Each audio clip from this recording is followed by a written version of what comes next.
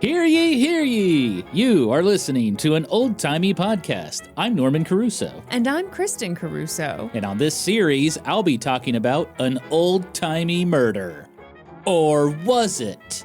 Dun, dun, dun! Dun, dun, dun! I'm ready to be intrigued. I'm ready to be titillated. You know, in 2026... we're all getting titillated. Titillated. Is by that this podcast? The podcast. word of the year, 2026. That's right. And you know, the other word of the year, because apparently there can be multiple. What? Patreon. And if I could add some more, sign up for our Patreon. No. Yes. That's not inspiring to people. Oh, well, listen to this and tell me if you get inspired. You know, supporting a small, independent, sexy podcast is good and good for you. Somehow. And supporters on Patreon get ad-free video episodes. They get cards and stickers. They get trivia. And for just $5 a month, you can binge our entire back catalog of bonus episodes. We just dropped another episode on spite houses. It was so spiteful. We have a nail-biting and oddly funny episode about the dude who tried and failed to be D.B. Cooper. And we even have, this is not a joke, it's going to sound like a joke, we have a 3-hour-long episode about testicles. It's true. Did you know that men used to add testicles to their bodies to feel more manly? Subscribe to our Patreon to learn more. Patreon.com/oldtimeypodcast. Very good, Chris. That was a good plug. Oh, thank you. You've these past 2 weeks, we've been off. Seems you've taken some time to work on your craft. I wrote up that little Patreon plug as I was doing my nails. So my nails look good. The Patreon plug. Sorry, I said Patreon pug. Now that's a dog. Seems like you're failing in all other aspects of your life. I've shat all over everything. Just go to the story. Kristen, it's January 2026. Starting it off with a brand new series. We're going back to your roots, baby. This is true crime. Okay. This is a series on true crime. For those who don't know, sorry, just for background, I used to be a murderer. So whoa, hang on, I gotta save you with this one. That's a joke, people. She wasn't actually a murderer. I still am a murderer. Okay, are you ready to hear this story? Yeah, Kristen? I am ready. Okay, you done with your little bit about you killing people? I am. Very funny. A little insensitive. What? Have you been murdered? No, so get over it. Picture it.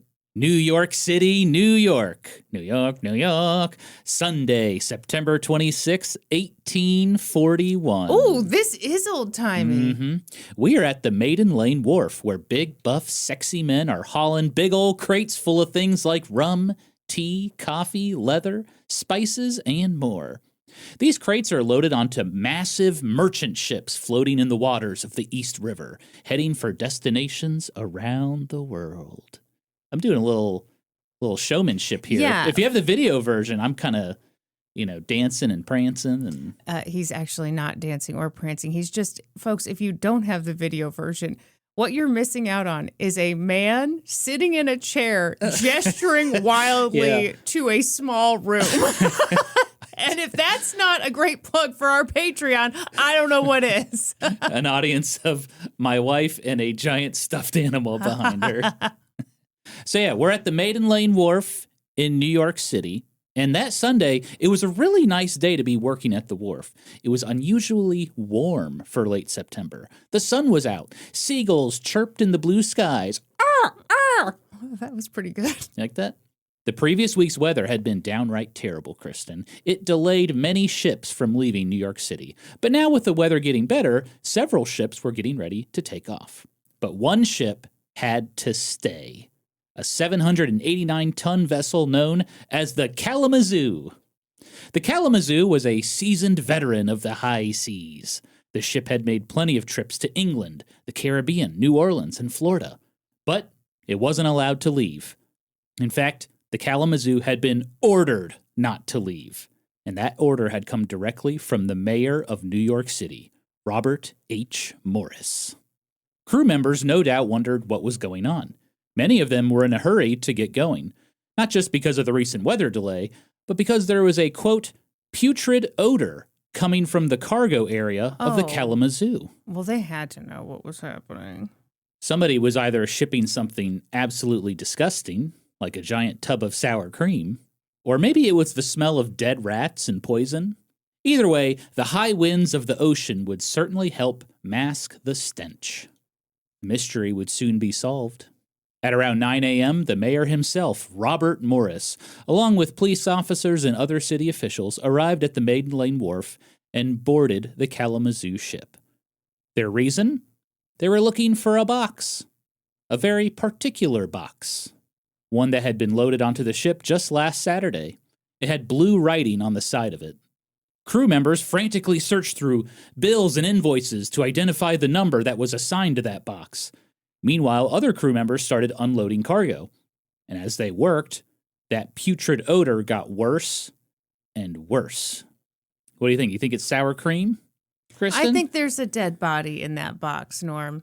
And I'm thinking that because I'm a genius. I heard what you said at the top of the show about a murder. And, if you'd started out with a sour cream mystery, then maybe I would have fallen down that rabbit hole. It's funny when you mentioned it at the top of the show, I was like, I don't recall calling you a genius. You should. So yeah, that odor was getting worse and worse. Finally, 3 layers down, there it was. A boarded up box measuring 3 feet long, 2 feet wide, and 2 feet high. And it was the source of that foul stench. On the side of the box was blue lettering. The crate was heading to a man named R.P. Gross of St. Louis, Missouri. It's a little on the nose. Right? I wrote that down. Oh. A fitting name given the horrible smell coming from the box. Well done, Norman. Thank you. Who's the genius now? Crew members hoisted the box up and onto the deck. Mayor Morris ordered it opened. Crew members pried off the lid, which was secured down tightly with nails. No one was prepared for what they saw. Inside the crate was a body. A half-naked man, covered in what looked like window awning canvas. He was scrunched up in a fetal position, held in place by a rope tied from around his neck to below his knees. Oh. His flesh was turning green, the beginnings of decomposition. Maggots swarmed from every orifice. Oh. But maybe the most disturbing detail of all, someone had sprinkled salt all over his body, most likely to help control the smell. But the salt didn't really help. Men scattered away from the box, holding handkerchiefs up to their nose. It was an absolutely shocking discovery, but it was also exactly what Mayor Robert Morris and city officials were looking for. Soon, a crowd gathered as the box was lifted off the ship, placed onto a cart, and hauled away to the morgue, known at that time as the Dead House. Onlookers wondered what they had found, but eventually they would learn. It was the body of Samuel Adams. No, not that Samuel Adams. Oh, okay. You looked at me. I Not was like, that Samuel you know what? Adams. I'm just now realizing I don't know a lot about the fella. No, different guy, same name, not the beer guy, not the founding father. All right. Samuel Adams was a printer who had been missing for the past week. But for city officials, there was no mystery about who committed this horrible crime. In fact, they had already arrested him. His name was John Caldwell Colt. The killing of Samuel Adams was one of several murders that had taken place in New York City that year, but this case was different. The ensuing trial would be under the national spotlight for many reasons. It was a gruesome killing, the stuff of fiction. The suspect, John Colt, was a somewhat well-known author and expert on accounting and bookkeeping. Oh.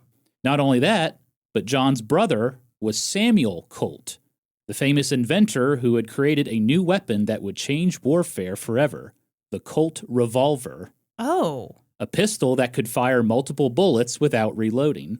Did he use his brother's invention to murder this guy? Spoilers. Well, whoa. I'm sorry. I'm just putting 2 and 2 together because I'm also an expert in accounting and bookkeeping. And firearms. Yeah. Kristen loves guns. No, I do not. I got her a pink gun for Christmas. It's really cute. Oh, shut up. Puts it in her purse.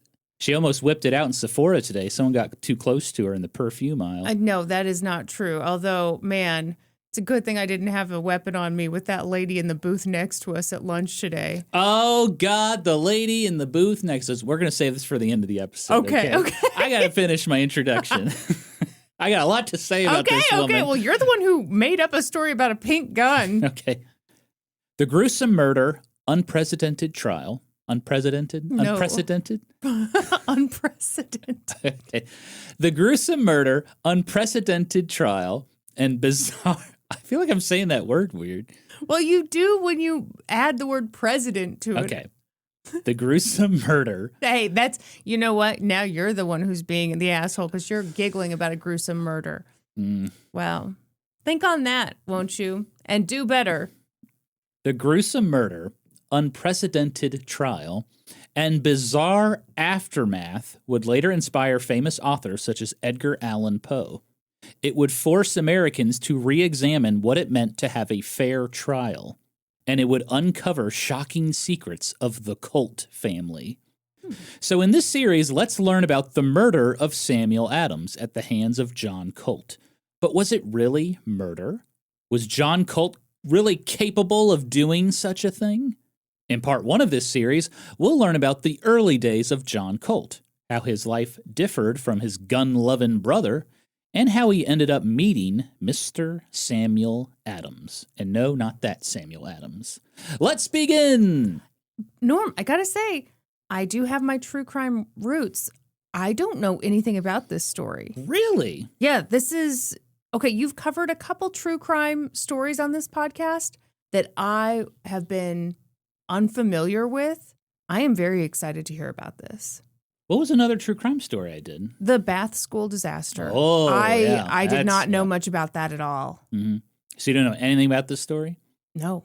Excellent. And I hope our listeners don't know anything either. Okay. It's a wild story, folks. Let's begin. Kristen, our story begins where all famous people from the 1800s are from. New York. Nope. What? What state? I said New York. I said no. Give me another guess. Maryland, Maryland. No, but I love that song. Well, Massachusetts? No. What? Whoa, you're so disappointed in me. What have I done wrong? I guess it suits me to a T. Connecticut is the place for me. Oh, okay. Connecticut. I'm sorry. You should have said fancy people. If you'd said fancy, I would have known right away we were talking about Connecticut. That's true. Fancy people do come from Connecticut. It's the home state of people such as abolitionist John Brown, showman P.T. Barnum, who Kristen loves and admires, entertainer General Tom Thumb, writer Harriet Beecher Stowe, and many, many more. If there's one thing I've learned from working on this podcast, Kristen, it's that if you are from Connecticut or even just live in Connecticut, you are destined for greatness. So if there are any Connecticut history hoes listening, just know that we are expecting a lot from you. Wouldn't you agree, Kristen? Hell yeah. Also hailing from Connecticut was the Colt family. They were led by Daddy, Christopher Colt, and Mommy, Sarah Colt. And the Colts were rich. They lived in the luxurious neighborhood known as Lord's Hill in Hartford, Connecticut. You familiar with Lord's Hill? You gave me a oh. No, I just thought that's a really douchey name for a subdivision, but, okay. Well, it's called Lord's Hill. Lords live there. Yeah, I get it. So they got money. They got power. Sounds like someone's struggling for power. This neighborhood would later be known as Asylum Hill, and it's the same neighborhood that American author Mark Twain would eventually call home. And yeah, it's named after the asylum that was built there. Okay, I was like, jeez. By the way, if you're ever in that area, Mark Twain house, awesome tour. Yeah. Loved it. Harriet Beecher Stowe house, ooh, that wasn't very fun. Cool house, though. That was a boring-ass tour. We'll just say it like it is. Mark Twain tour, fascinating. We were bored shitless by the Harriet Beecher Stowe tour. I left the Harriet Beecher Stowe tour feeling bad about myself. Why? I don't know. I felt like I was being shamed the whole time. Yeah. It's been decades since we went, so we should just say that. Okay. Maybe they've improved things. Yeah, maybe. So, Christopher and Sarah Colt, not only were they rich, Kristen, they were hot. Neighbors called them the handsomest couple in the area. Christopher was a gentleman of fine form and countenance and amiable manners, while Sarah was a model of dignified beauty. Oh, okay. Holy shit, that's a compliment. I'm going to put a model of dignified beauty on your headstone. Oh, Jesus, are you planning to kill me? No! Well, But we're all going to die eventually. yeah, but couldn't you just, I thought you were going to say, oh, I'm going to say that about you right now. But no, you're taking it to the saddest point. Okay, great. No, you are. Something Currently, to look forward to. you will always be a model of dignified beauty, even when you're rotting in the ground. Okay, thanks. Pour some salt on me. So the Colts were rich. They were hot. They seemed to have it all. Christopher made his fortune in the merchant trades, importing and exporting goods around the world, things like sugar and coffee and tea. Were enslaved people involved? Somewhere down the line? Definitely! But that's not all. Christopher was a model citizen of Hartford. He ran a savings bank. He became the treasurer of the local agricultural society. And he even opened a successful distillery where patrons could wet their whistle. By the way, I looked up what wet their whistle even means. Yeah. I guess whistle is an old-timey term for your throat. Yeah. So when you wet your whistle. I didn't know that. Okay. I thought it was like a referee whistle, like wet the whistle. And I was like, what does that mean?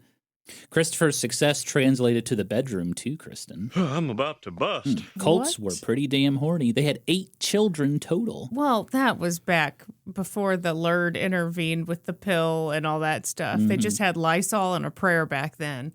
This is pre-Lysol too. Oh, They probably just splashed some water on themselves. Only 6 survived to adulthood, though, which was also very common back then. Let's go through the list. First came a daughter, Margaret, in 1806, and then another daughter, Sarah Ann, in 1808. And then on March 1st, 1810, the Colts had their first son, and they named him John Caldwell Colt, after his grandfather. 3 more sons would follow, Christopher Jr., Samuel, and James. And for this series, I'm going to focus primarily on John Colt, obviously, and a little bit on his little brother, Samuel Colt. Growing up, they were very close, but as they got older, their lives took very different paths. In the end, they would become very, very intertwined. More on that later. Hint, hint, wink, wink. After his famous trial, writers described John Colt's childhood using the power of hindsight. They claimed he was cunning, revengeful, prone to violent outbursts that he couldn't control. He shunned authority from his parents, his teachers, and God himself. But those who were close to John Colt thought differently. They said John was definitely rambunctious as a child, but he was overall a, quote, good-hearted boy. Exclamation point, by the way. Of Direct course. quote. He enjoyed playing sports, hanging out with his friends. And yeah, sure, sometimes he got into things he really wasn't supposed to, but what kid doesn't? John would later write that as a child he was, quote, rash and foolishly venturesome. For example, one time John was playing too close to a cider press, and he fell into a giant vat of juice, and he almost drowned. I guess that juice wasn't worth the squeeze.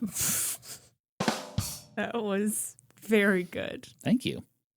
Another time, John thought it would be cool to jump up and down on an icy pond and see what happened. The ice broke and he fell into the icy waters. John traveled 60 feet underneath the ice Oh my God. before reaching open water and grabbing a limb from a downed tree to get out.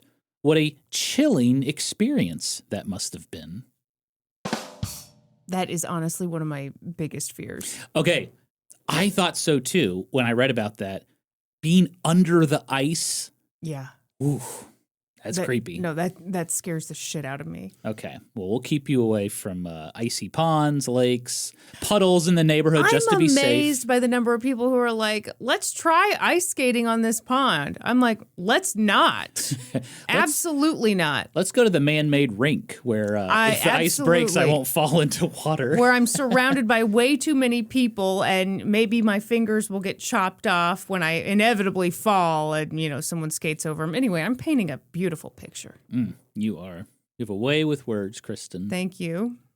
One time, John was messing around with a horse, and he got thrown from the saddle and kicked. That'll teach him to horse around.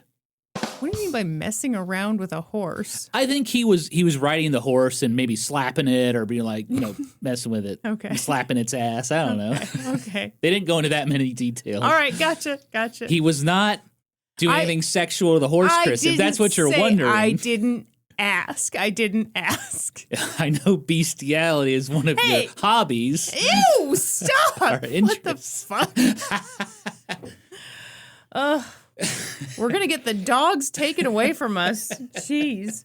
I don't know if there's some kind of weird podcaster hotline. There probably should be. So people can just call in. The podcaster hotline? Yeah. It was like 911 for podcasts? Yeah, for podcasts. Just like, I got another weird one. I think that people running the hotline would find it kind of refreshing that finally a woman gets called on. That's got to be a little unusual, but still. A white lady. I've always been a trailblazer. Okay, I'm done with my stupid puns and jokes there. Oh, thank you. This is a murder series. I'm going to take the easy jokes where I can, Kristen. Okay. Mr. and Mrs. Colt were worried about young John's behavior, and they thought he would probably benefit from going off to a private school. And so John Colt found himself studying at the prestigious Hopkins Academy in Hadley, Massachusetts. Fun fact, Hopkins Academy is still operating today as a public school. It's the 4th oldest high school in the United States. Oh, wow. Yeah.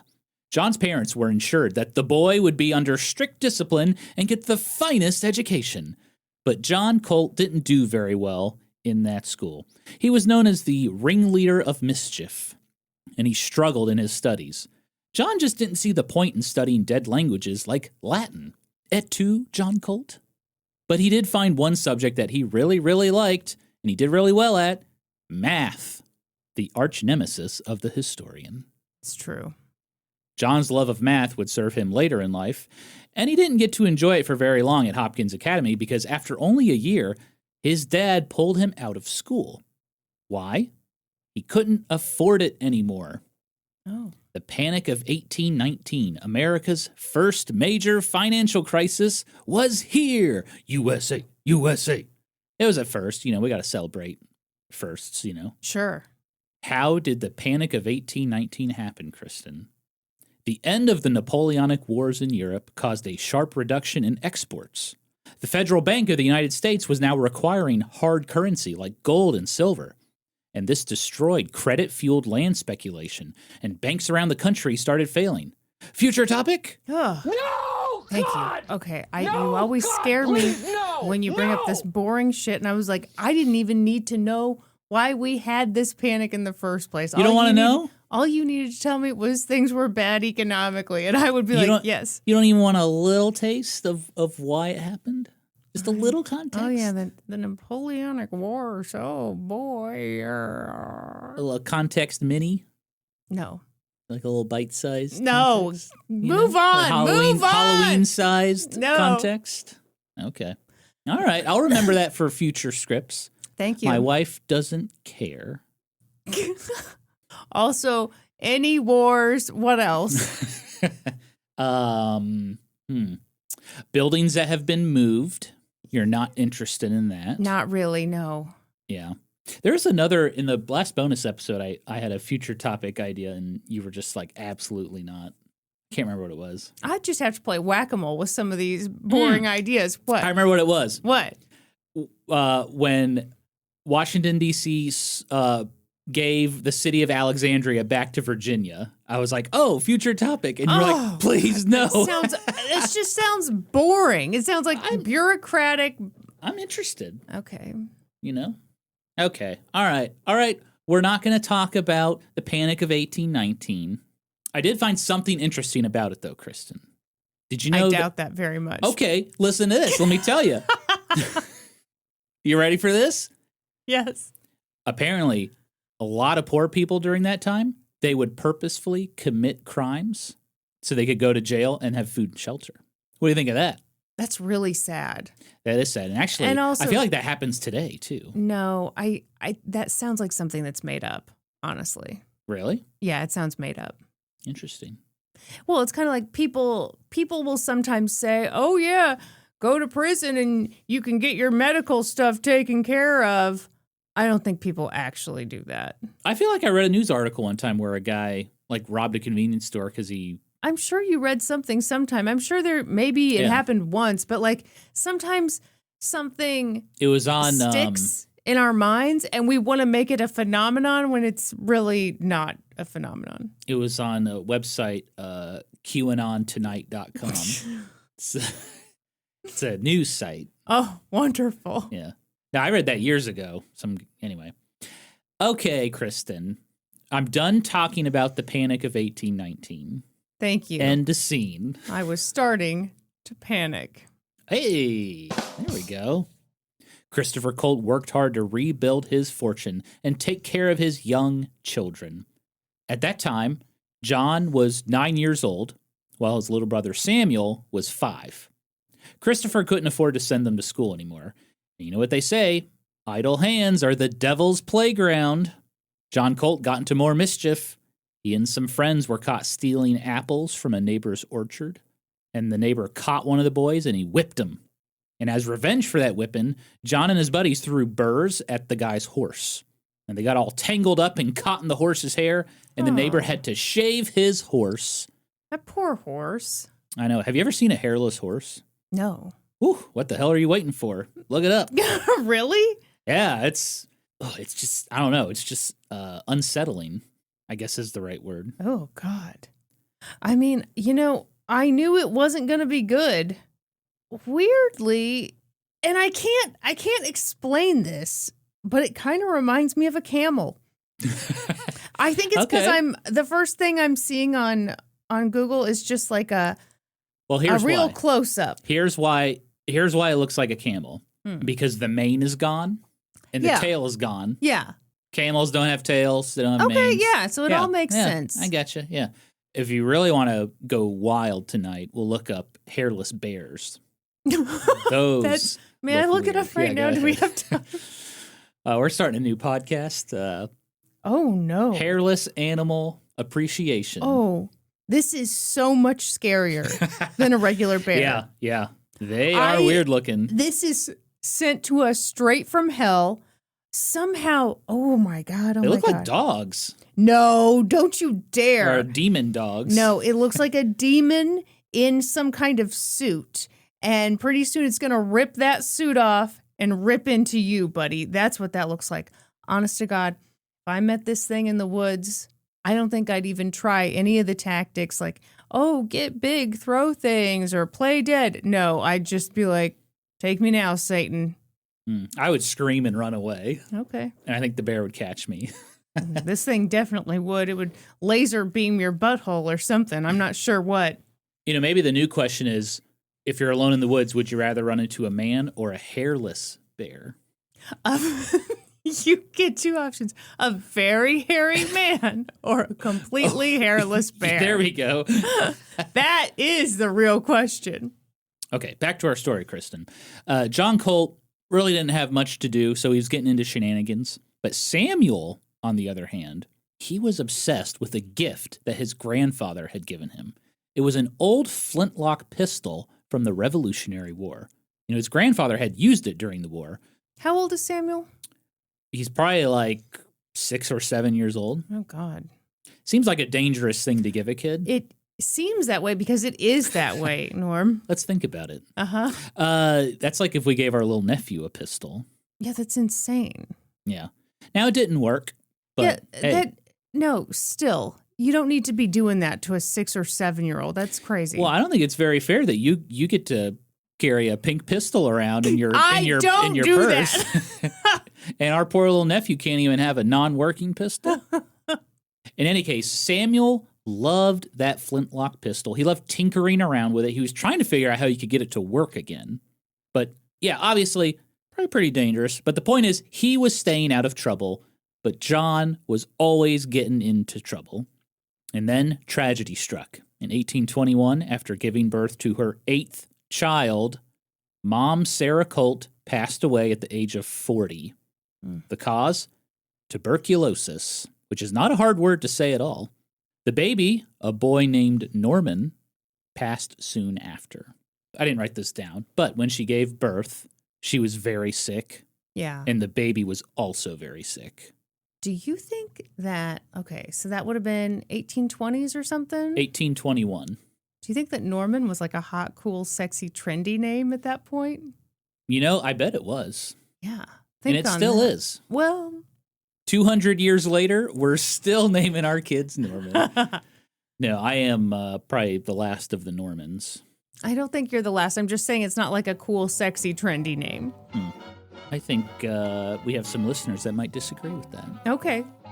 Let us know. Better watch out, Kristen. Let us know. So, Christopher Colt is now a single father of 6 children, most of them young.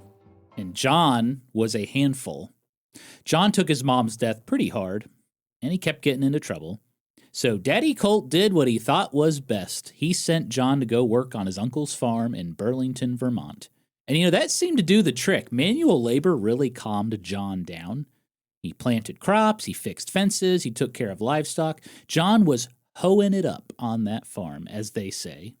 In a letter to John's father, John's uncle wrote, "I'll tell you what, John is made of good stuff, and you need not to give yourself any uneasiness about him. He's as kind-hearted a fella as ever was, and I never saw a better boy in all my life." That's really sweet. Yeah. At the end, he added, "Also, there is no way he would ever kill a man. I guarantee it." Wow, how weird. John's uncle, he jinxed it. He jinxed the whole thing. Yep, this is his fault for sure.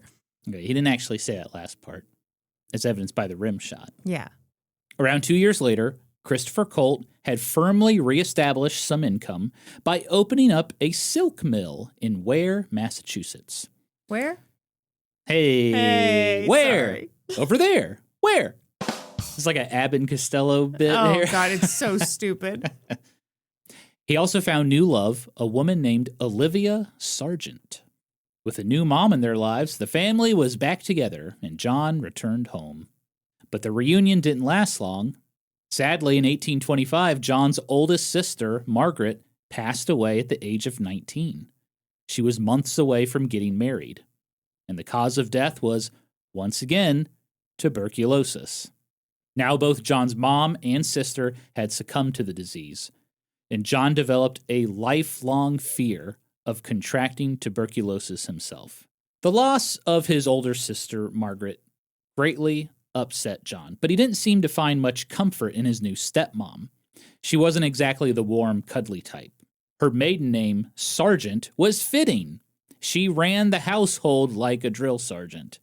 So she gathered all the children, and she was like, "Okay, you little maggots, your father is a shell of a man. He makes way less money, so everyone is going to have to work, even if you have to leave home." John had other ideas. He was 14 years old now, and he decided that he wanted to pursue a military career. You know, he loved pretending to be a soldier with his buddies. His grandfather fought in the American Revolution, and his dream was to enroll at the prestigious United States Military Academy at West Point. Back in those days, kids as young as 10 could enroll in that school. Wow. Yeah. But stepmom Olivia was like, "West Point? In this economy? We cannot afford that. You've got to go get a job." So John Colt found himself working at the Union Manufacturing Company, which is the most generic-sounding name I have ever heard for a business. I was curious what they did. Yeah.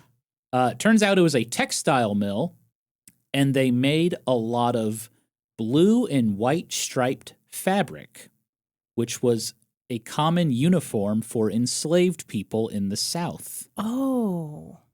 Yeah. Wow. Ugh. Well, you think about that, having little kids up north making uniforms for enslaved kids Yeah. and adults. That, oof. Once again, manual labor did John some good. He excelled at the mill, and thanks to his work ethic and knowledge of math, he was promoted to assistant bookkeeper. In that position, John learned an extremely valuable skill that not a lot of people could do. It was a method of accounting called double entry bookkeeping. History hose, I really did my best to try and understand what double entry bookkeeping means. You would. I would have skimmed on past this. You would have said double entry bookkeeping and moved on, right? I would have said he was really good at accounting. Okay. I struggled to understand it, but I think I have the basics. It's just a much more detailed way of keeping track of transactions. So you record every transaction as both a debit and a credit. It's very boring. No one is interested. Kristen is falling asleep. If you have the video version, you notice she fell asleep right there. Kristen, you're going to love this. For the purposes of this story, I'm not going to explain double entry bookkeeping You've anymore. already said too much. All we need to know is that it was very complex and John was very good at it, okay? That's all we need to know. Hats off. Meanwhile, John's little brother, Samuel, was also sent off to work. At the age of 11, he was indentured out to a farmer in nearby Glastonbury, Connecticut. And it was on that farm that young Samuel further honed his love and knowledge of guns. While he wasn't working, Samuel became engrossed in scientific encyclopedias. He learned about inventors and their wacky inventions. They had solved problems once deemed impossible to solve. It really got Samuel's imagination going, and he looked at that old flintlock pistol, a gun that could only fire one bullet at a time and took forever to reload. And he had the thought that literally every inventor has. There's got to be a better way. That's right. There's got to be a better way. Samuel did try a few ideas, including just tying a bunch of pistols together to make a giant gun. Oh, my God. Shockingly, that didn't work, Kristen, and it was super dangerous. But Samuel didn't let it deter him. He kept on experimenting. Is it deter or deter? Deter. Okay. Kristen's my grammar check. It would be fascinating to know the number of words that have been cut from this podcast where I've just had to be like, nope, that's not it. Try again. A lot. A lot. You're like a guy who grew up on a deserted island with a library in it. So you've read all the words, but you've never actually tested them out on other humans. I've never heard them out loud or said them. Yeah. It's funny. Before I present, I usually read through my script, and if there's any words, I'm like, is that really how you say it? Yeah, I'll like figure out how to say it. But as I say it, when we record, my confidence gets shot, and I'm like, is that really how you say it? No, I get that. Yeah. I will say the weirdest word for you. Yeah. And this is one that you have said since the beginning of time. The way you say futon is the weirdest. The absolute weirdest. I believe you mean futon. Okay. Listeners, I cannot be the only one who thinks that's the weirdest way to say that word. Futon. Futon. Uh-huh. It's French. It's fancy. Uh-huh. Would you like to stay the night on my futon? I am picturing the neck-bearded man who would say that to someone. Milady, Yeah. let me hang my fedora and present to you this futon on the floor of my living room. We will make love on it. Okay. Yeah, it is futon.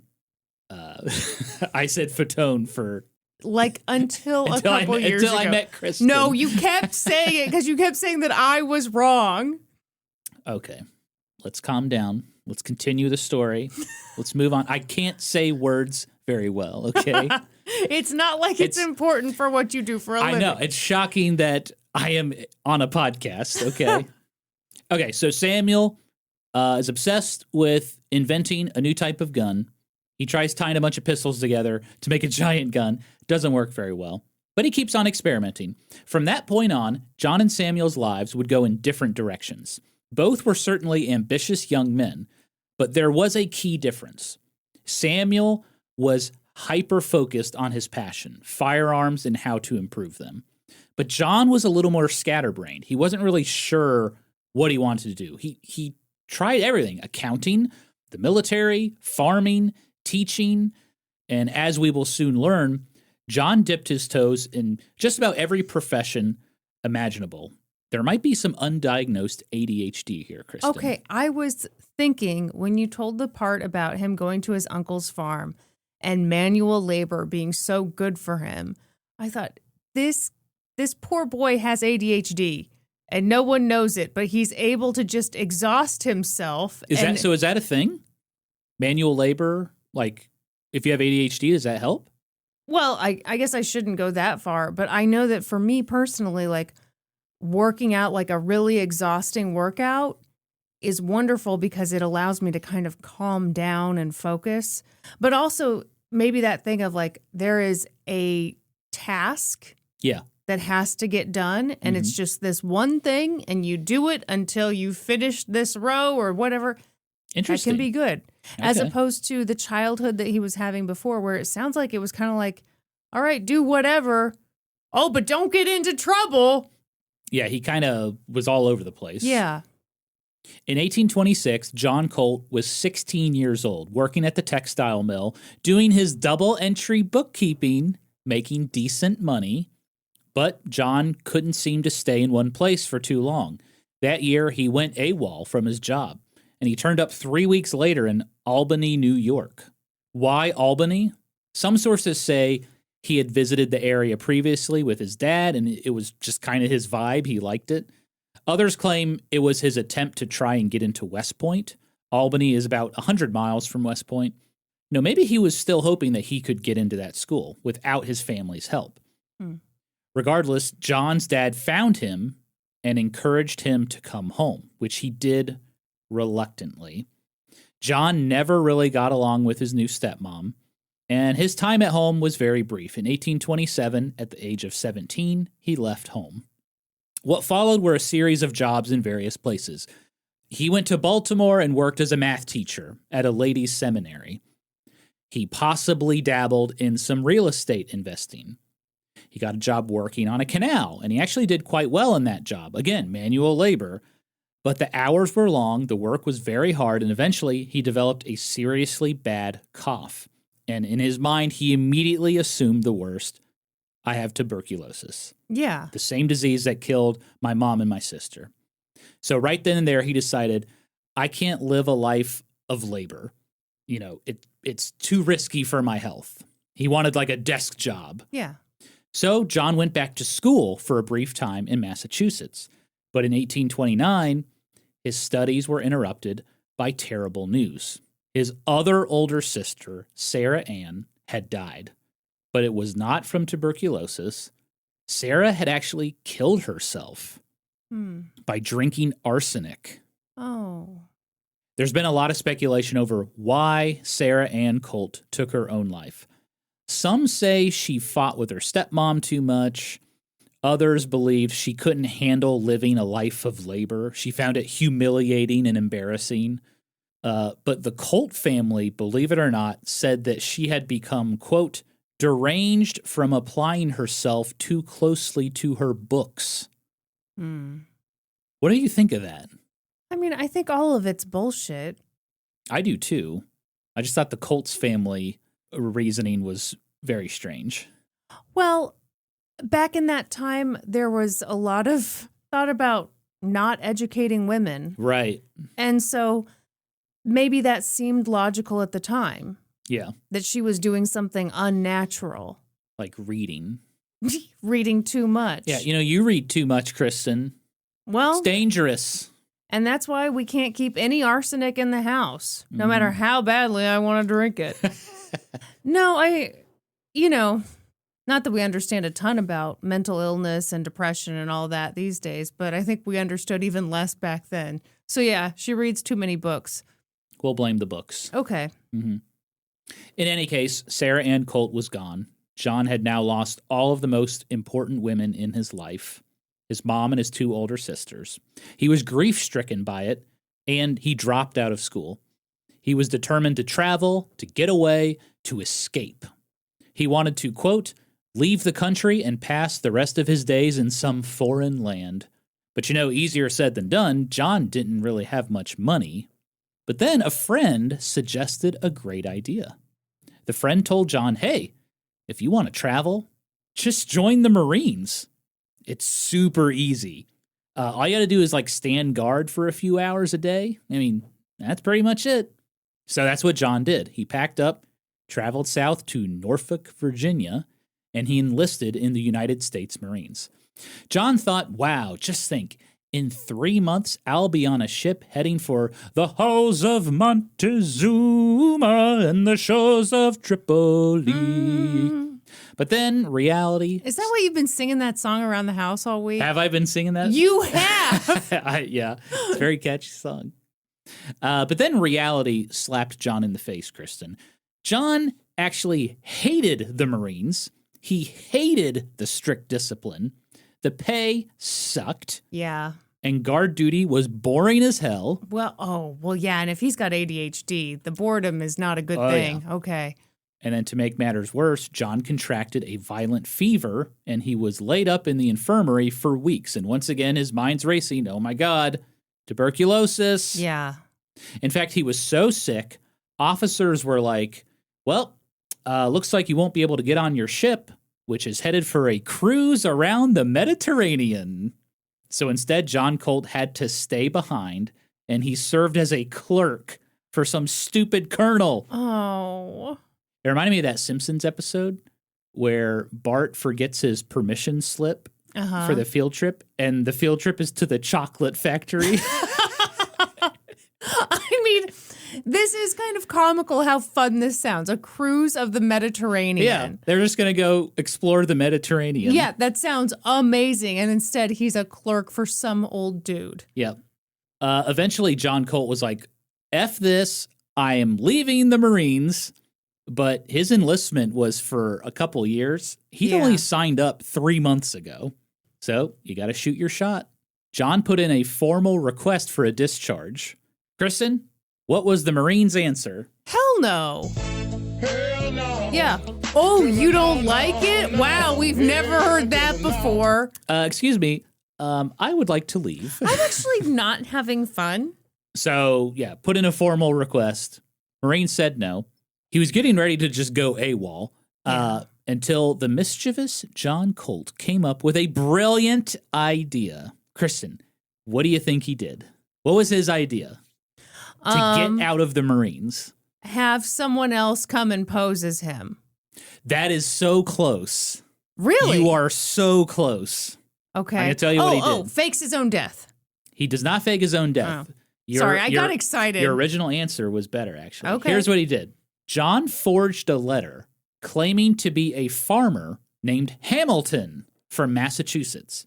Okay. Hamilton wrote to John's superior officers that John Colt was not who he said he was. He was actually Hamilton's son, who was underage and had run away from home, and he enlisted into the Marines without his parents' permission. Hamilton also claimed, "Oh, we're so sick. We need our son to come home and take care of us." Uh-huh. So John forged that letter. He sent it to his younger brother, James, and James postmarked it from Massachusetts. Not bad. And then sent it to John's commanding officer. Not too bad. All right. And shockingly, that worked. John Colt was officially discharged from the Marines after serving for only 3 months. Pretty clever. Yeah, not bad. I'm surprised you like pretty much nailed it. Your first guess. Pretended to be somebody else. Well, I'm very mischievous. I'm just like this guy in every possible way. ADHD. You said you were a murderer. Yeah, well, maybe. I'm really the victim of a bad trial is what happened. Ah, interesting. Sadly, the dream of traveling the world, exploring foreign lands, never materialized for John Colt, but it did for his little brother, Samuel Colt. Samuel had actually been inspired by John leaving home and joining the Marines to see the world. You know, he kind of wanted to explore the world too. So in 1830, at the age of 16, Samuel left school and he joined the crew of a merchant ship called the Corvo. Samuel would serve as a navigator's assistant, and he would learn the ins and outs of that job. Samuel was off to see the world, including stops in Calcutta and London, and along the way, he found inspiration. While in Calcutta, Samuel frequently stopped at various gun stores, gazing at the latest weaponry available. And it was there he saw it, a gun unlike any other. It was called the Collier Flintlock Revolver. It was a pistol that could fire 5 shots without reloading, and it used a patented rotating cylinder to load new bullets into the gun's barrel. The gun had been invented 12 years earlier by Elisha Collier. It was an incredible advancement in gun technology. But Kristen, this gun had some serious drawbacks. Number one, it was super expensive. Each gun was handmade with tons of parts. Tons of parts. In fact, only about 250 of them were ever made, mostly for wealthy collectors. The gun was very fragile. It broke very easily. But the biggest drawback was the rotating cylinder. You had to rotate it manually, and if the chamber didn't align with the barrel properly, it would just misfire.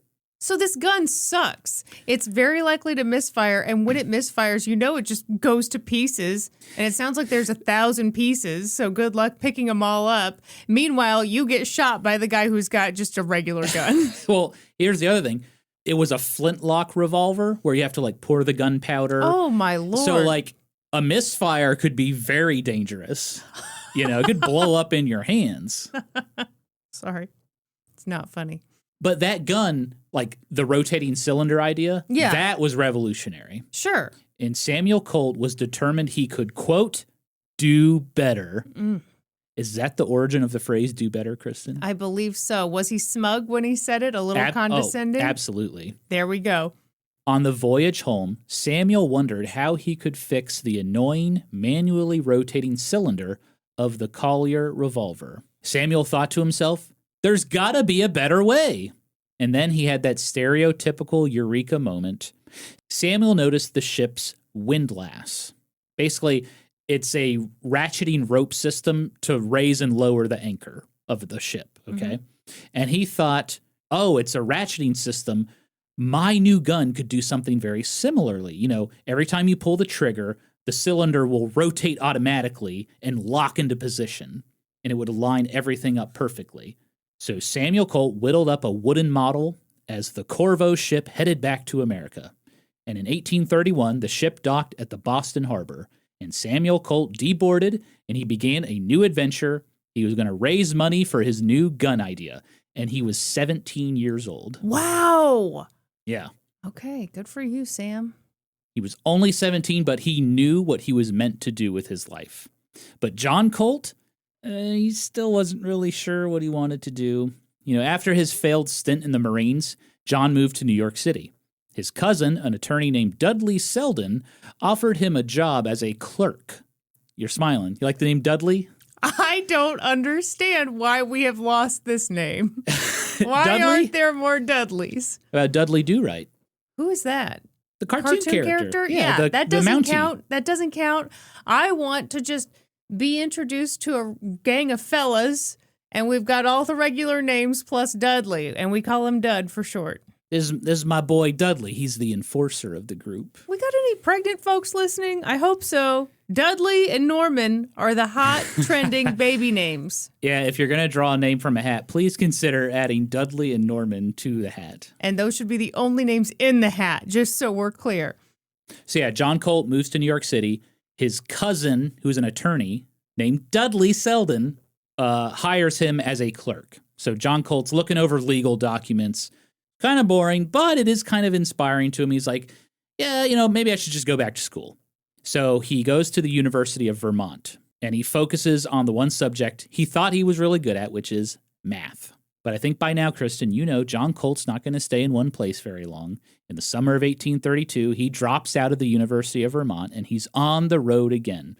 And he tried anything and everything. You ready for this list? Yeah. Fur trading in Michigan. Land speculation in Texas, soap manufacturing in New York, dry goods merchant in Florida, grocery salesman in Georgia, and here's my favorite one, an event party planner in New Orleans. And the people of New Orleans were like, no, we've got that covered, dude. This is the party city. Yeah. Chris and I recently took a trip to New Orleans. That food was amazing. Delicious city. Delicious. We ate our way through it. And by that, we mean, of course, vaginas. Hey, whoa. Sorry. Anyhow. There are certain people on Bourbon Street. I don't know if we want to be eaten through the city completely, Kristen. Norm, don't shame the folks of Bourbon Street. I'm just saying, it'd be a lot of work. Maybe not always pleasant. Anyway, so that was my favorite, event party planner in New Orleans. But he finally ended up a school teacher in Kentucky. And John kept in touch with his brother Samuel. They wrote letters to each other. And John heard about Samuel's gun idea and how he was raising money and testing out prototypes. Samuel hoped to get into manufacturing soon for the new gun. And that was inspiring to John. He wanted what Samuel had. He wanted that passion, that drive, that thing that he could be known for. John was only 24 years old, but he felt as if he had lived 100 lives and accomplished absolutely nothing. And then it came to him, Kristen, like a bolt of lightning. He knew what he had to do with his life. John Colt declared, "I will write the greatest book of all time on double-entry bookkeeping." Oh, God. Oh, my God. Yay. Kristen, you don't sound very enthusiastic about this idea. Listen, as someone who has ADHD myself, I know how hard it is to sit down and write a freaking book. So you already had me there. Like, that was enough.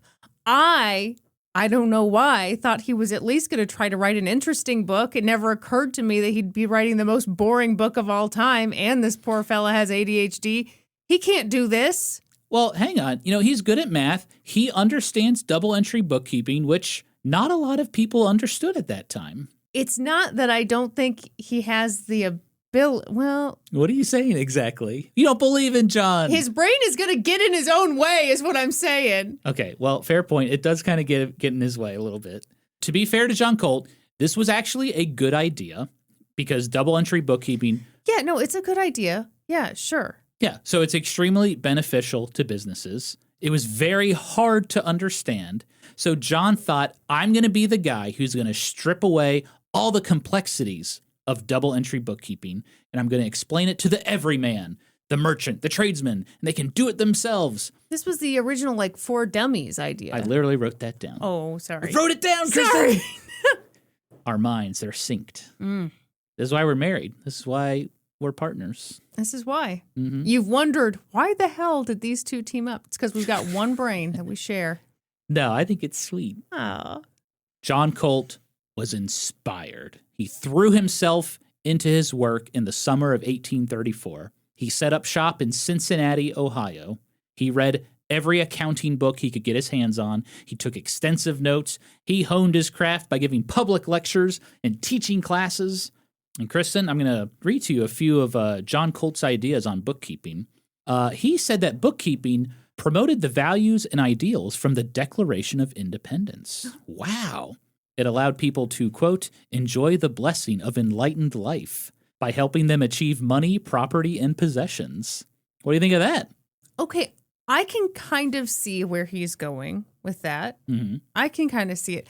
But it also occurs to me that the way he talks about his book is kind of the way we talk about our Patreon, where we're like, man, you sign up for this thing, your whole life's going to improve. Everything's going to be better, okay? You're That's just right. going to be really happy. All your problems will be solved.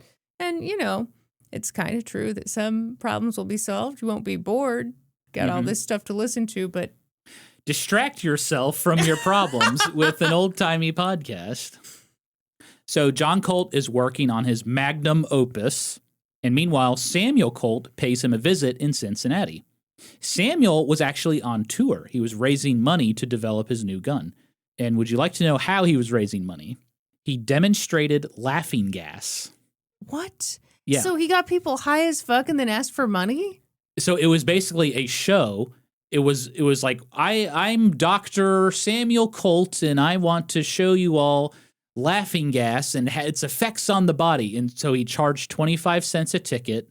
People would come in. Volunteers would get on stage. He would administer them laughing gas, and people would just be entertained by all the wild shit people would do high on laughing gas. Okay, that sounds like a fun show. Yeah, see, there you go. And he also did private parties. Oh, I bet that he would did. be fun, yeah. So Samuel Colt made decent money doing that. And with the money, he was able to set up a contract with some gunsmiths in Baltimore who started making early versions of his new gun.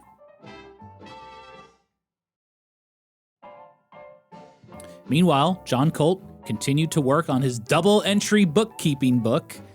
He was having trouble kind of finding the time to work on it, though. He was teaching, doing lectures. Maybe the ADHD was kicking in a little bit. But also, he had found a special lady. Ooh. A Norwegian woman named Frances Anne Frank. Frances was a singer and a musician. She was sexy. She was described as having a fine bust. Oh, wow. Forehead broad and high. We call that a 5-head. Forget about the boobs. Look at that forehead. Damn, look at that dome. Complexion animated. Large, full black, fiery eyes with dark brown, luxurious hair. John Colt spotted her while attending one of her performances. He was, quote, enraptured by her beauty and manner. You know, John Colt was a decent-looking guy himself, by the way. He was between 5'9" and 5'11", which was basically a giant back in the 1800s. Sure. He had dark, thick, curly hair, and he had long, dark sideburns, kind of like Martin Van Buren. You know, they went all the way down. Very attractive. So there was an instant attraction physically, but John and Frances connected on a personal level, too. They enjoyed sharing stories from their strange, wild lives. Frances shared that she had already been married twice already. She got married at 15 to a riverboat gambler. Wow. And then again, she got married to a wealthy German industrialist who blew all of his money on reckless luxury, and then he died. Wow. Frances also had a baby girl. John Colt shared his stories of traveling, of working on the canal, joining the Marines, party planning in New Orleans.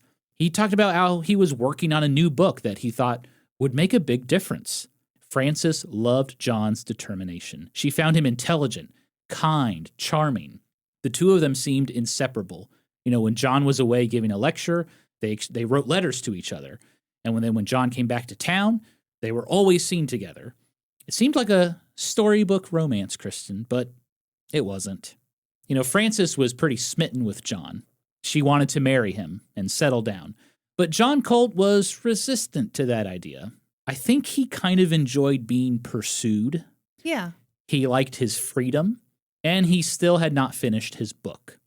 So, to quote a do not disturb sign we once saw in a Norwegian hotel, John Colt told Frances Anne Frank, "No, sorry, now is not the time."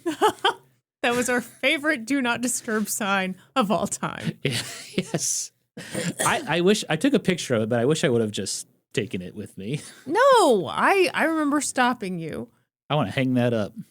Frances was really sad about the rejection, but she thought, well, you know, maybe eventually he'll come around. But things just got worse. Yeah, no, if he doesn't want you, he doesn't want you. Yeah. John was very controlling. Oh. He had this very specific image of who Frances Anne Frank should be. And when she strayed from that image, he got mean. One day, Frances revealed to John that she wanted to pursue a new career. She wanted to be an actress. I'm holding up a skull here. Sure, yeah, we can all see it. John Colt was not supportive at all. In his mind, Frances was a musician. She should continue being a musician. Was this around the time when actors and actresses were seen as like these unseemly characters? Yes. Yeah. I was just about to get to that. Yeah. John said the theater scene was awful. He said theater goers were insincere, inhumane, had no sympathy or values, no feelings for others. Wait, even the theater goers, even the people just seeing the show sucked? According to him, which is weird because he met Frances in the theater. He went. Well, he would know. But I think the real reason was John didn't want other men ogling Frances on stage. In John's mind, being an actress was the equivalent of being a hooer. Yeah. In a letter, he wrote to Frances that if she decided to pursue that career, she would be set down as a bad woman and ranked among the most worthless. Okay, dude, I know. you suck so bad. If you don't want to be with this woman, move along. Kirsten, you think this is bad. Wait till you see what he does later. Well, I know he's a murderer, so... Allegedly. We don't know yet. We're pretty sure. That was an awful thing to say. It was so hurtful to Frances. Yeah. So she responded by not responding. She gave John the silent treatment. Okay. John wrote Frances again, playing dumb. He was Oh. like, hey, what's wrong? I haven't heard from you. Is everything okay? Ever since I said horrible things to you and called you worthless, you've not wanted to hang out so much, and I'm just wondering what the hell is wrong with you. Yeah, I called Aside from being a worthless whore. a worthless hooer who's a bad woman. Frances ignored that letter too. Good for her. And that set John Colt off. He wrote her one more time, basically saying, fine, if you don't want to talk to me, then be that way. We're done. And I want all of my love letters back. Okay. Uh-huh. In the 1800s, Kristen, this is the equivalent of picking up your old records from your ex's place. Uh-huh. You need a more updated version of records that, are too. back in style now. Okay. All right, pick up your cassette tapes. Is that better, Kristen? No, it's not. What year are you living in? Pick up my Zune MP3 player from my ex's place. Why is that there? CDs. How about CDs? I'm picking up my DVDs. Oh, God. Okay. Where's my Family Guy Season 2 DVD set? Huh? So yeah, John wrote to Frances, was like, it's over, baby. When John got back to Cincinnati, Frances showed up at his office, and there in front of him, she dumped all of his love letters onto his desk. They had been shredded into little pieces. Wow. Their relationship was basically over. Frances took the breakup pretty hard. She really, truly loved him, but had been so hurt by his lack of support. She had made efforts to reconnect, but John refused them. And he was basically like, let's just be friends. Yet even still, John Colt continued to hound this poor woman about her decision to pursue acting. In one letter, John wrote, quote, forget the past entirely. Read the books I sent you. Spend all your time in improvement. Exclude yourself for a while from the world. Abandon old friends. You need, in many great respects, to improve your education. Jesus Christ. And so, should you follow the advice I am so often given, you will be altogether happier than you now are, and perhaps more so than you have been in all of your life. Sir, how about you work on your own life, you miserable piece of...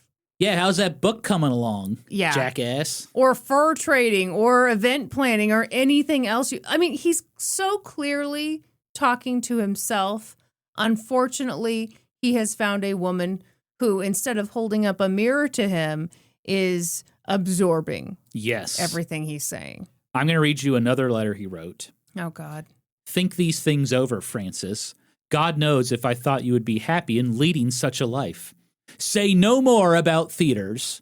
It puts me in the perfect chill to be forced to write such letters as this. Oh, okay. You forced me to be a jackass. Wow. That is rich. Follow up on your music, and all will be well. This is coming from a man who had basically spent most of his life wandering around trying to figure out what he wanted to do. And then lying to get out of whatever he found himself in. Yeah.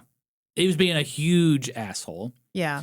And you're right. Frances absorbed it all, and she started drinking heavily and doing drugs. Old-timey drugs, Kristen. Opium. Yep. That's the only old-timey drug I know. Well, that's what she was taking. Okay, well, there we go. Meanwhile, Samuel Colt's dream was becoming a reality. In 1836, he opened Colt's Patent Firearms Manufacturing Company in Paterson, New Jersey. And his new gun, the Colt Patterson, was born. Kristen, the Colt Patterson was a huge improvement over that old Collier revolver.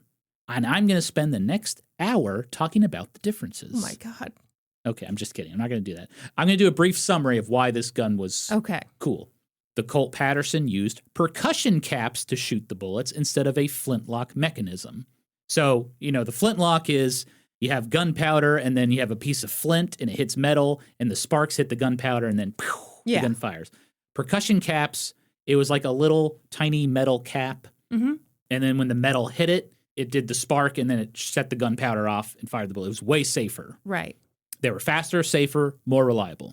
The Colt Patterson's rotating cylinder locked into place at certain positions as you pulled the trigger, which ensured the bullet chamber and the barrel were never misaligned. That's pretty neat.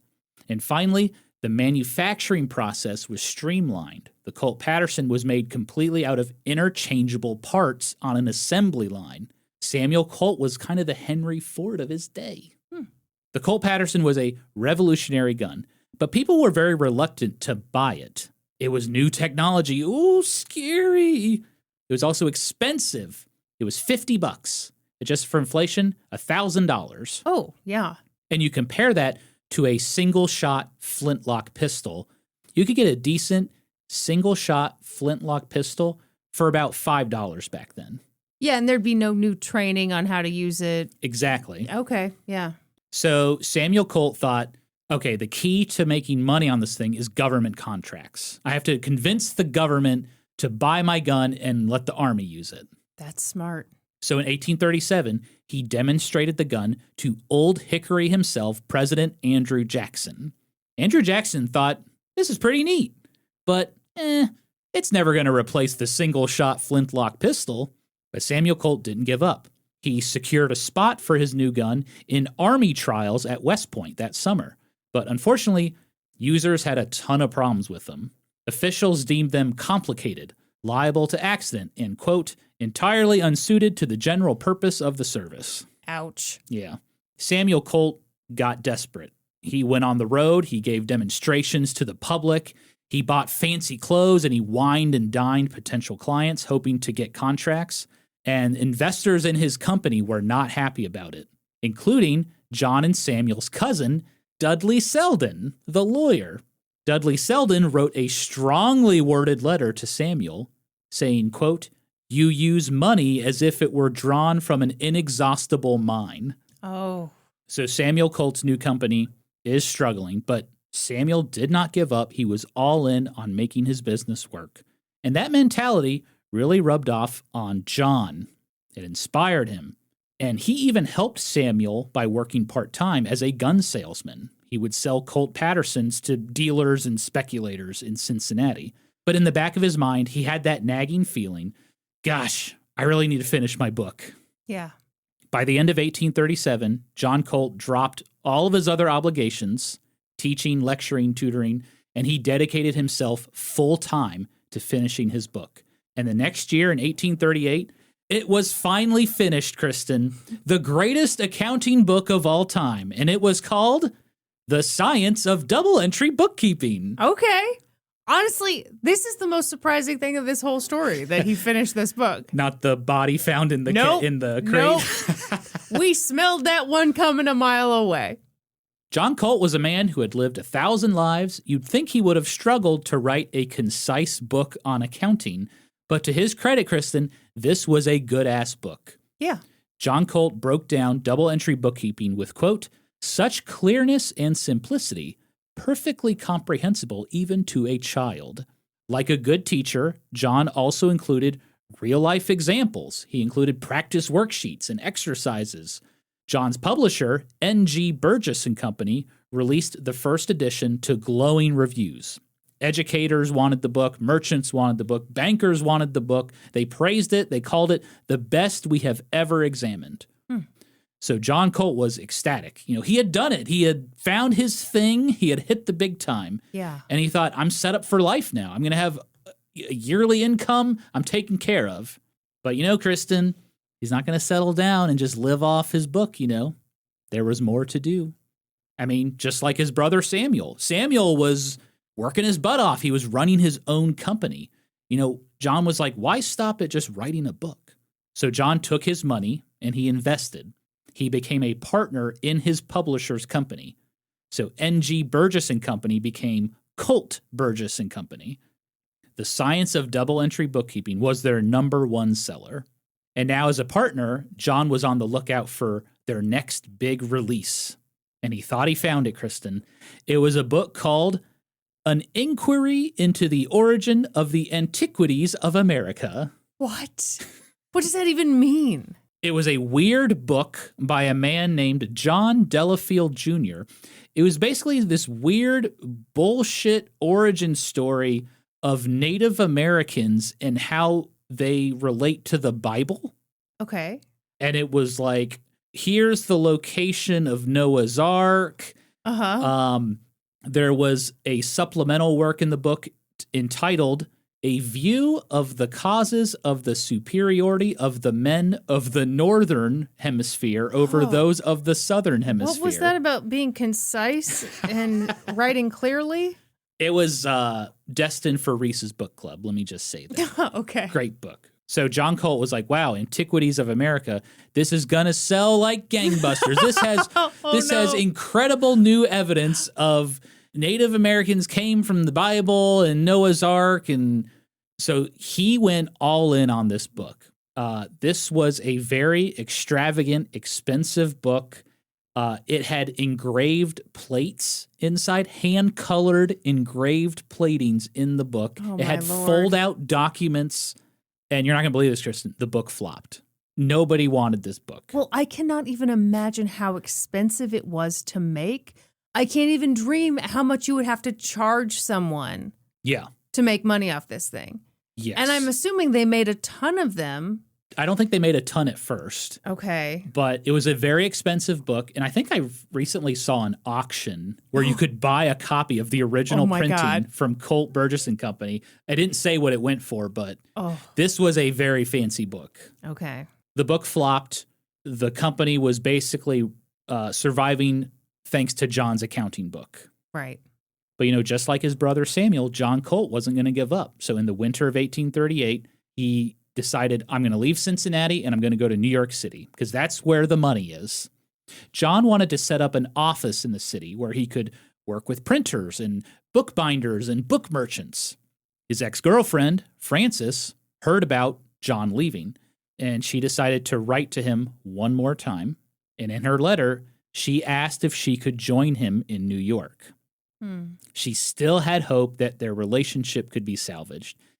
John wrote back his answer, no.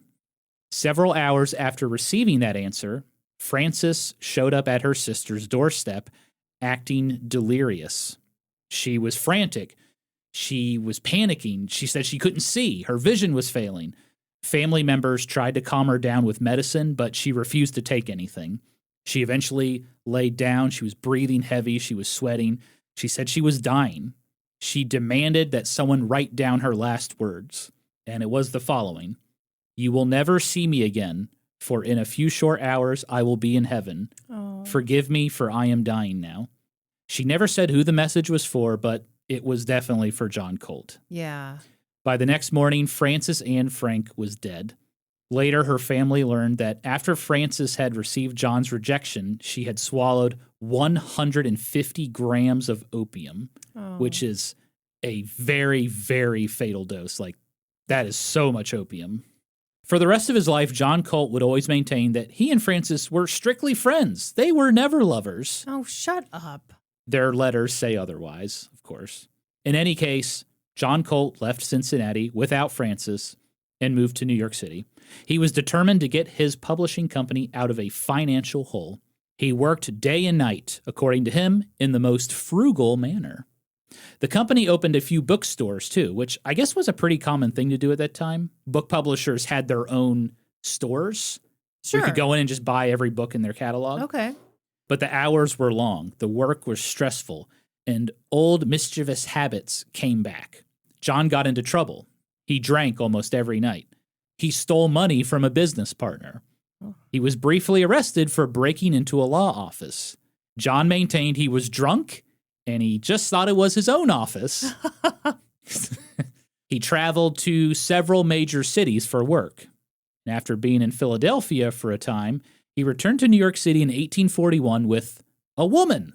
It was a dressmaker named Caroline Henshaw. She was noted for her beauty, described as beautifully fit and trim, a complexion of cream and roses. Oh. Her hair the color of corn, I know. People used to say that all the time as like a compliment. It just sounds awful. Your hair looks like corn. I'm just imagining like a Marge Simpson corn on the cob sticking out of your head. Yeah, old-timey descriptions of women are just ridiculous. I don't know. A fine bust and a big old forehead. Yeah, the I five like head, it. I do like but that. tell me I've got hair like corn and suddenly I'm not feeling so sexy. I'm not in the mood tonight. When you use a blow dryer, you get popcorn. That's dumb. So yeah, John Colt returns to New York City in 1841 with Caroline Henshaw, a young, beautiful woman, and colleagues were kind of surprised. They're like, "Ooh, who's this?" Yeah. It was so sudden. Must have been a whirlwind romance because Caroline Henshaw was also pregnant. Oh. John Colt presented her publicly as his wife, and they roomed together in a boarding house, which was very controversial, by the way. Well, not if everyone believed that they were married, but... True. By then, John Colt's publishing company was done. He was working for himself now, self-publishing his accounting book, and he would sell copies of it at big trade shows. Mm-hmm. And the struggle was real. John's brother, Samuel, was also struggling with his gun company. Samuel had a brief glimmer of hope when U.S. troops fighting the Seminole tribes in Florida purchased about 50 of his new revolvers. And the soldiers seemed to love them when they worked. An Army officer wrote to Samuel Colt, "I am very sorry to report that your arms have proved an entire failure when put to the test of actual service." There was a lot of problems with that first gun. Burst barrels, exploding cylinders, accidental discharges. The idea is great, Yeah. but it just didn't work that well. He needed to workshop it some more. Right. But Samuel Colt pressed on. He kept traveling. He kept demonstrating the gun. He was frequently in New York City now because his company decided to open a retail store to try and generate sales. Business was slow, but hey, at least Samuel got to see his brother John from time to time in New York City. John Colt no doubt kept Samuel up to date on his own business ventures. In the summer of 1841, John was getting ready to print the 9th edition of his accounting book. John had also rented an office on the corner of Broadway and Chambers Street, across from City Hall Park. He was working in the heart of the financial district. It was where all the printers and bookbinders and book dealers worked. John Colt was eager to get that 9th edition of his book printed up quickly for some upcoming trade shows in New York and Philadelphia. There was money to be made. This is how his business survived. Yeah. Luckily, John Colt had just signed a contract with a printing company, and it was run by a man named Samuel Adams. Oh. On the next episode of an old-timey podcast, somebody owes somebody money. John Colt behaves very strangely, and Samuel Adams goes missing. I hope you're not going to try to blame John for this. Because just by saying that, just by setting it up the way you did, it makes you kind of a worthless whore. Am I a bad man? And I say that to be nice. I say that because I'm a nice person and I'm just trying to help you out. And you're honest? Yeah. I'm sorry for being so honest with you.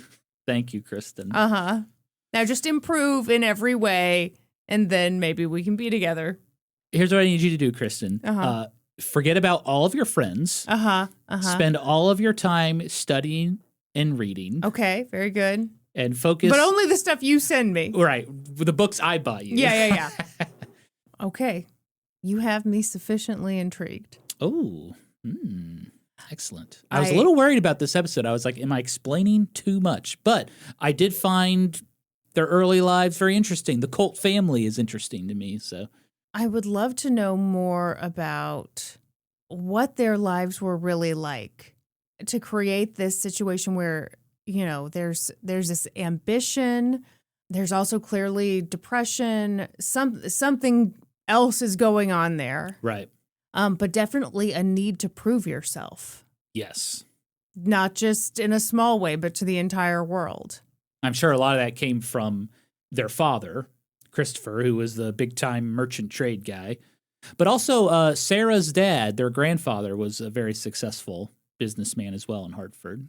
Well, the dad didn't sound too successful. He was very successful until the financial panic of 1819, which we really just can't get into, folks. No one wants to know about it. We got into it way too much. I read 2 sentences about it. That was too much? Yeah, it was. It was. Oof, okay. Sometimes you got to lay off the context. You know, Kristen, historians, even to this day, still debate about what caused the financial panic of 1819. I'm going to PanicCon next year. It's a convention where all we talk about is the Panic of 1819. Well, I hope there's plenty of coffee. Well, Norm, well done. Thank you. I'm excited for this series. Thank you. A quick plug for our Patreon again. If you like a bargain, for just $5 a month, you get all of our bonus episodes. With video, by the way. With video. Of course, ad-free. You also get into our Discord to chitty-chat the day away. It's a good time. History Hoes are posting adorable photos of their pets all day, every day in that Discord. It is true. Shout out to my favorite, a little white dog named Buddy. I wondered if you were going to play favorites. Everyone, just so we're clear, we do not own a little white dog. But if you have a little white dog and you post a picture of that little white dog in the Discord, Norm will become creepily parasocially obsessed with it. I do have parasocial relationships with other people's dogs. It's weird. June, another fabulous dog. Well, I met June in real life, though. Yeah. So it's not creepy. It's all very normal. Right. June hasn't responded to any of my letters, though. Weird. Or your pictures that you keep sending. So I wrote to June because June's giving me the silent treatment. So I wrote, June, you are a bad dog. Oh, no. And a hooer. And I demand that you bring back all of my love letters. So balls in your court. Kind of like fetch, Good boy. Well, should we wrap this up, Kristen, or? Let's do it. You know what they say about history, hoes. We always cite our sources. That's right. For this episode, I got my information from the books Killer Colt, Murder, Disgrace, and the Making of an American Legend by Harold Schechter. The Devil's Right Hand, The Tragic Story of the Colt Family Curse by M. William Phelps. The Story of Colt's Revolver, The Biography of Samuel Colt by William B. Edwards. And, here's a doozy, Kristen, Remarkable Trials of All Countries by Thomas Dunphy. That's too many things. It's an old-timey book. That's all for this episode. Thank you for listening to an old-timey podcast. Please give us a 5-star review wherever you listen to podcasts. And while you're at it, subscribe. Support us on Patreon at patreon.com/oldtimeypodcast. Join the Reddit community, r/oldtimeypodcast. Follow us on Facebook and YouTube and Instagram at oldtimeypodcast. You can also follow us individually on Instagram. She is the lovely Kristen Pitts Caruso. Hey. I go by Gaming Historian. And until next time, toodaloo, ta-ta, and cheerio. Bye.